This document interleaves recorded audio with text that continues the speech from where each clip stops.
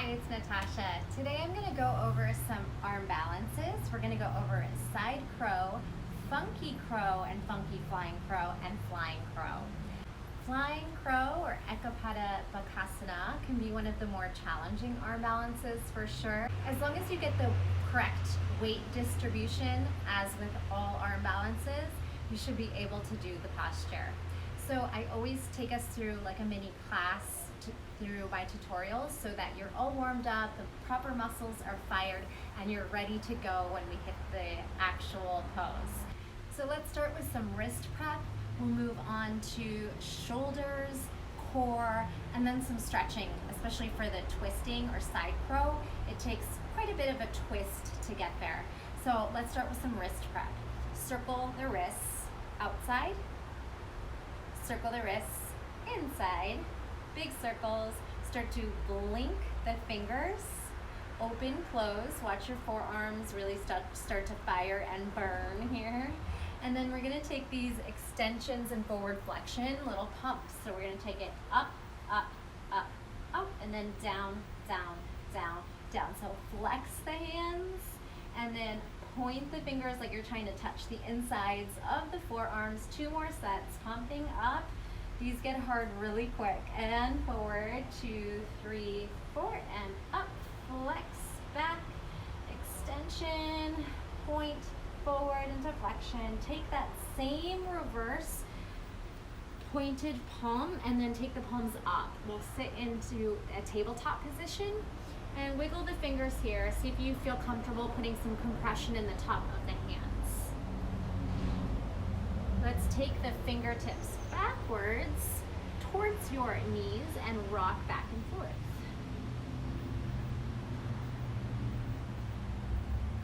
Feeling the inside of the forearm stretching. Take the fingertips sideways and then rock from side to side, putting weight into the fingertips as you travel your shoulders off the mat.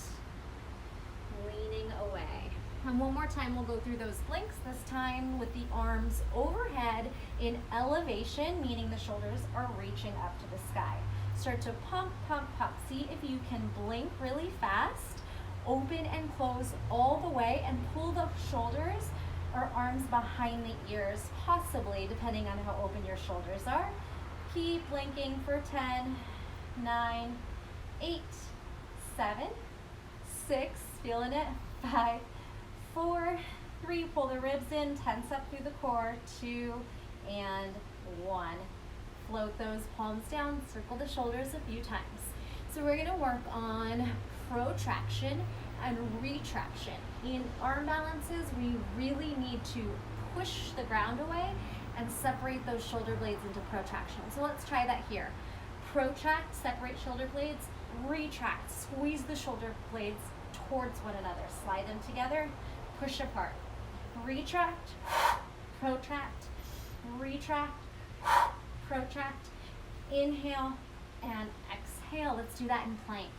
Come into plank pose and retract, sink your shoulders together, and then protract. Pull them, separate the shoulder blades. Scapulas apart, together. Core is active, quads are on. Retract, protract, retract, protract. One more, retract and protract. Nice work. Come into a little extended child's pose and rock your hips from side to side. We'll take some cat-cows here. Again, with the protraction, round the spine. Inhale, lift head, chest, and tailbone. Retract the shoulder blades back. Exhale, circle the shoulders forward, round the spine. Now circle the shoulders backwards, retract the shoulders. Circle the shoulders forward, protract, shoulder blades separate, retract, circle back, head, chest, tailbone lifts.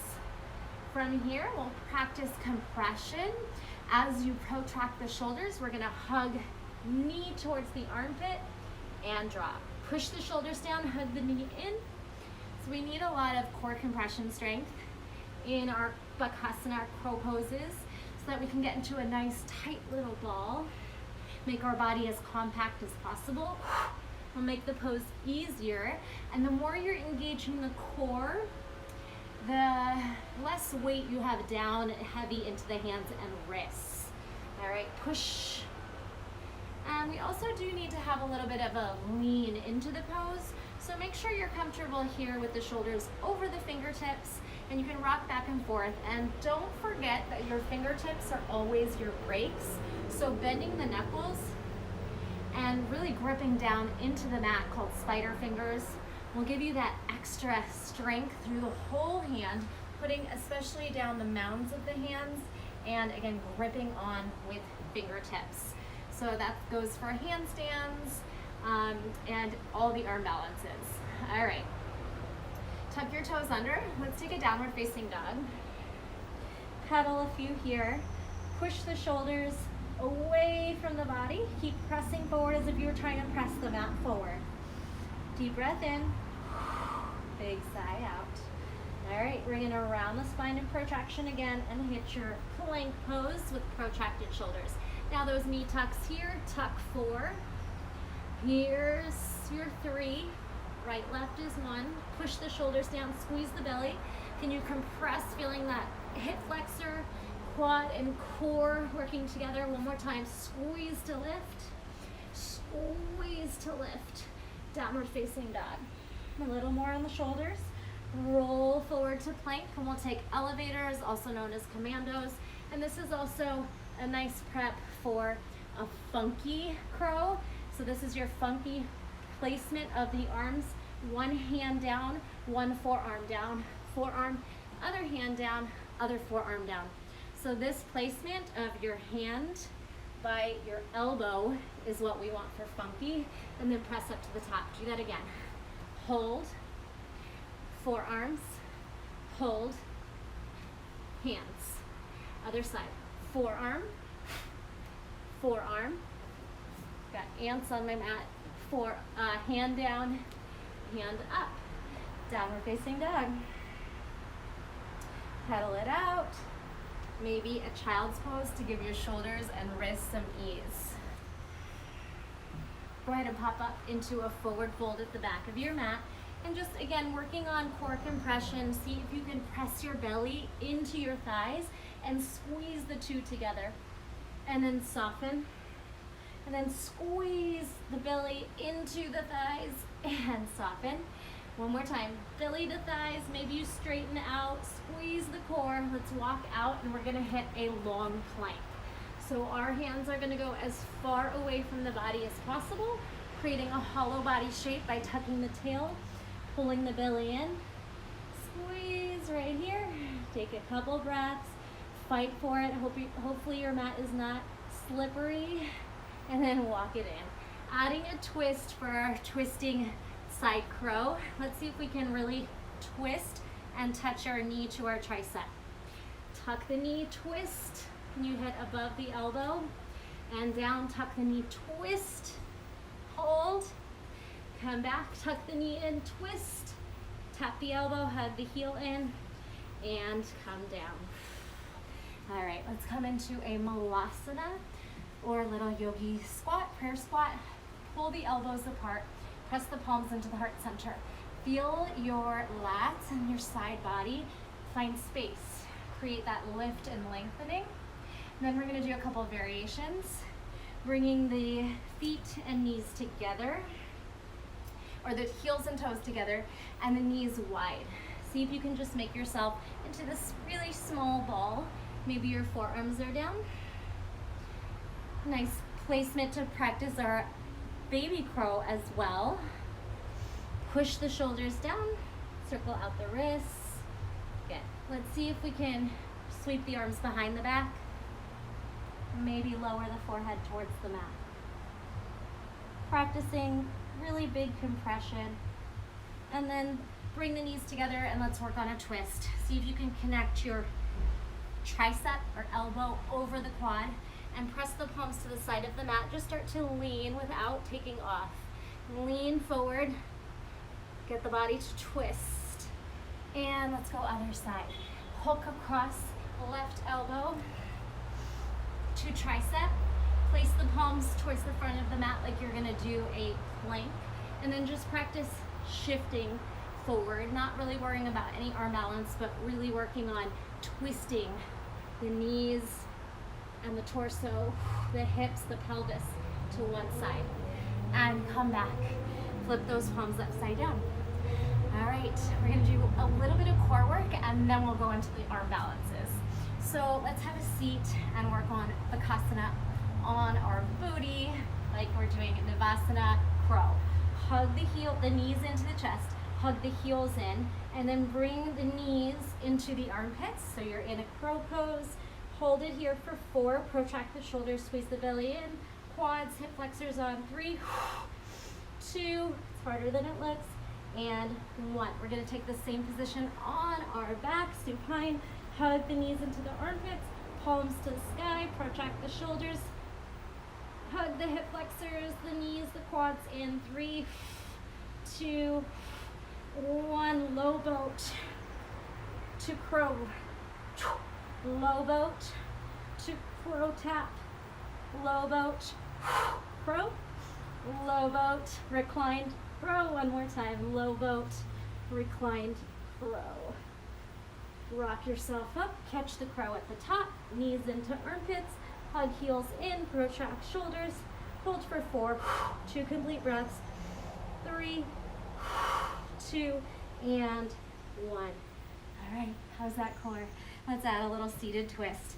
Bend the right knee, straighten the left, and then just hook that left elbow across. Again, just prepping for our side crow variation. Twist, gaze towards the back of the mat. Push off the back hand to lengthen the spine.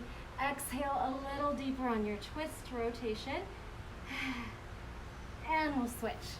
Left foot in, right foot flexes, sit up nice and tall. The elbow around the quad. Lift up really tall, push off the back hand to straighten. Exhale, twist. Continue that movement for a couple of breaths. One more time. Twist, twist, twist. And come on back through. Okay, side crow. Set yourself up in that little yogi squat that we were working on. So your heels and toes are together. And we'll also keep the knees together on this one. But we are going to try side crow in 2 ways. The first way gives you a little bit of a training wheels, but it's really important that you are not collapsing into the shoulders. So for the first way, we're gonna hook the elbow across and you'll allow your left hip to rest onto the left elbow, but remember to protract the shoulders and engage the core so we are not slouching and allowing the shoulders to sink. So if you need the training wheels, we're gonna set ourselves up, lift our hips, put the elbows, the knee into the front knee onto the tricep, the back hip onto the left elbow, and remember to push the shoulders down and try not to sink down. Push, push, push, pull the belly in to squeeze. All right, your fingers are turned out slightly, crease of your elbows wrapped inwards, called wrapping the triceps, and we're pushing the shoulders down. All right, so that way gives you a little bit of a training wheel, but it's not the safest way because the tendency is to collapse into the shoulders. So this is the way I'm gonna show you. As you feel a little bit stronger and you're able to master, maybe you work on that side crow, I think you go for this version. We take the elbow across and then let's just line our hands up towards the sides of the mat. We're gonna lift our hips so we get the height already and we're hooked on. Start to lean into both hands. This elbow is not gonna flail out. It's gonna stay hugging back like chaturanga arms. We're gonna shift our body weight. We need as much weight forward as back to make the legs light enough to lift. Protract the shoulders, squeeze the belly in, push, push, push, and take a landing. Stretch out through the tops of the hands, wiggle the fingers, all right? So in arm balancing, it's all about that counter balance. The more you shift forward, the lighter your legs are gonna get. Let's try the other side. We'll try this variation where we're not resting on the hip. We're not resting the hip on the arm. So elbow hooks, palms out, hug the elbows in, lift the hips, and then start to shift forward, forward, forward until you can peel the feet off the mat. push down through the shoulders, hug in through the core, hamstrings on to curl the heels in. Any variations, maybe lower down to straight leg, Ekapada Kundinyasana 1. We split the legs. So many variations to play with. We'll try to keep it basic today. All right, moving on to funky crow. We set up those arms in our elevators, also known as commandos. We're gonna take the right hand forward, right hand down, left elbow lines up with the hands. Lift back into that nice big crouch position, and we're gonna try to hug the knees into the armpits, push the shoulders down. Some people think this variation is easier than crow because you have a bigger base of support on one arm. Some people don't. So you'll see how you feel about it. Let's just set ourselves up, hand back by elbow, most important part of the alignment. Knees up high, lean forward, push the shoulders down, hug the heels in.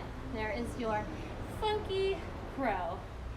All right, you can try both sides. Right hand, forearm down, left hand back by elbow. Lean forward, lift the hips up so you can get the knees nice and tucked in, and then push the shoulders down, hug the heels in. Keep the shoulders strongly pushing down. That's the most important part of an arm balance, is the push and the push down of the shoulders and the pull up of the core. All right, so that was your funky. Moving on to possibly one of the most challenging poses is that Ekapada Bakasana, so one leg or flying crow. You have some variations and ways to get there. You could work on crow pose and trying to drop one knee off and pull it back up. Drop the other knee down, pull it back up. So a great way to build strength and practice just having one leg on the arm, one knee on the arm. Also a nice modification is to keep the top leg bent. The further you extend it away, the harder the pose becomes. So I'll show you that pose. Let's take our knees into armpits. We're gonna pick a leg to fly, and we're gonna start to protract the shoulders, hug that one knee in, that's gonna stay, and then see if you can lift the opposite. So remember, it is the counterbalance that gets you to float.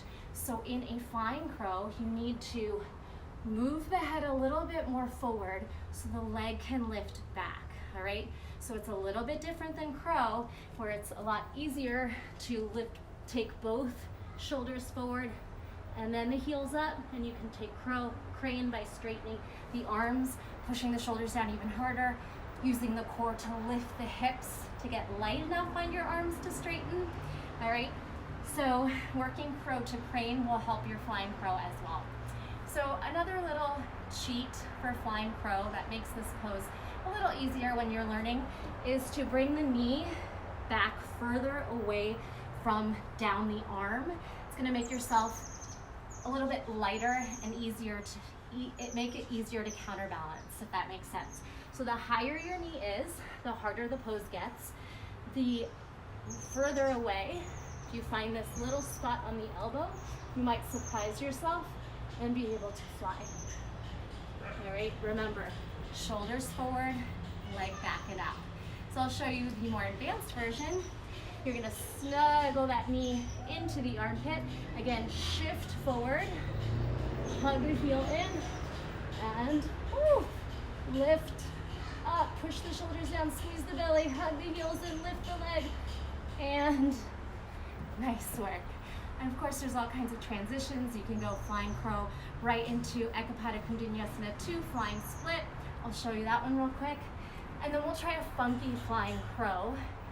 So that one might be more accessible because again, you have more space to balance on the one forearm.